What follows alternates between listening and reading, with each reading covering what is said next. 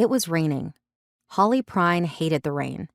It wasn't supposed to be raining. The forecast that morning had announced clear skies for as far east as Cheyenne.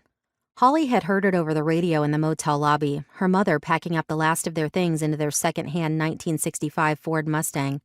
It was a fine car. Holly's mother, Lenora, had purchased it from a particularly unsavory man when they were on their way out of San Francisco. All you had to do was ignore the dark red spot in the back seat, pretending it was a tomato sauce stain instead of what Holly suspected it was. But maybe that was just her imagination running wild.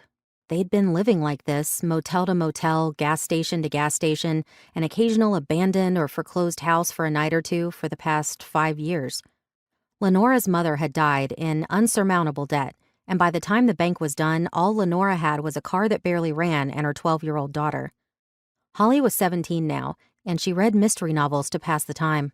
She'd read a stolen library copy of In Cold Blood so many times she had it nearly memorized. But her true love was Nancy Drew novels.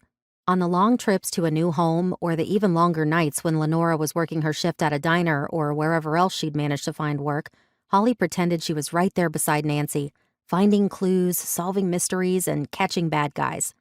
She wasn't, though. She wasn't even close. She was in her mom's car, riding shotgun as the rain started pouring down the stretch of Interstate 80 they were on. Holly wondered how much longer they had to go to their next destination. It had been about 30 minutes since she'd seen a sign for a town, an hour since they'd crossed over the Utah border into Wyoming, a big sign with a cowboy and his horse welcoming them. But she knew better than to ask. Lenora took her hand off the wheel. The other had a lit cigarette in it and was tipped against the glass of the window, open a crack to let the smoke escape, and changed radio stations. The broadcaster droned on about gas prices and the stock market. Lenora had never told Holly her age, only that her birthday was the 3rd of September, which was a handful of months away. Holly guessed she was somewhere between 35 and 40, young to have a 17-year-old daughter.